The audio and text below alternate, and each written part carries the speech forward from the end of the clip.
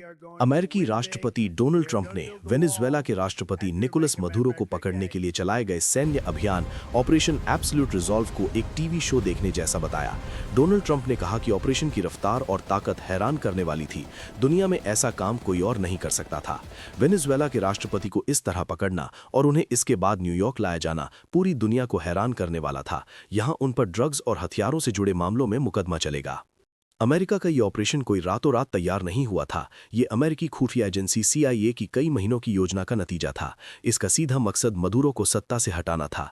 ये मिशन बेहद खतरनाक था क्योंकि कराकास में अमेरिकी दूतावास बंद था और अमेरिका के पास कोई कूटनीतिक सुरक्षा भी नहीं थी।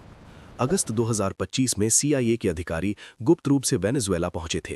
CIA के जासूस एक महीने तक कराकास में रहकर मदुरो की हर गतिविधि पर नजर रख रहे थे।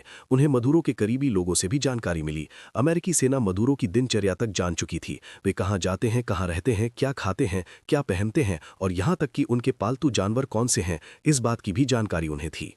इसी आधार पर अमेरिकी सेना की खास टुकड़ी डेल्टा फोर्स ने मदुरो के सुरक्षित ठिकाने पर धावा बोलने की योजना बनाई। अमेरिका के केंटकी राज्य में मदुरो के घर की एक नकली इमारत बनाई गई, जहां सैनिकों ने स्टील के दरवाजे तोड़ने और तेजी से अंदर घुसने का अभ्यास किया।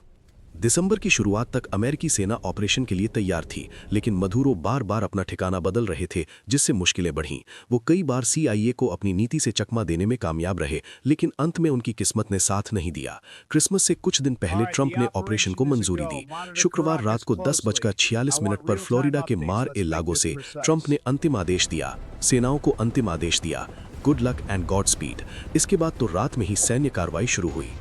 150 से ज्यादा अमेरिकी विमान इस ऑपरेशन में शामिल थे। इनमें फाइटर जेट, बॉम्बर्स और निगरानी विमान शामिल थे, जो एक साथ उड़ान पर निकले।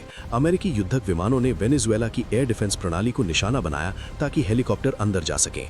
कराकास शहर की बिजली काफी हद तक बंद कर दी गई और पूरे शहर में धमाकों की आवाजें सुनाई दी। जब हेलीकॉप्टर मदुरो के ठिकाने के पास पहुंचे तो उन पर फायरिंग हुई। एक हेलीकॉप्टर को नुकसान भी पहुंचा, लेकिन वो उड़ने लायक बना रहा। देर रात करीब 2 बजे कराकास में तेज धमाके होने लगे। इसी दौरान अमेरिकी सैनिक मदुरो को पकड़ने के आखिरी चरण में पहुंच चुके थे।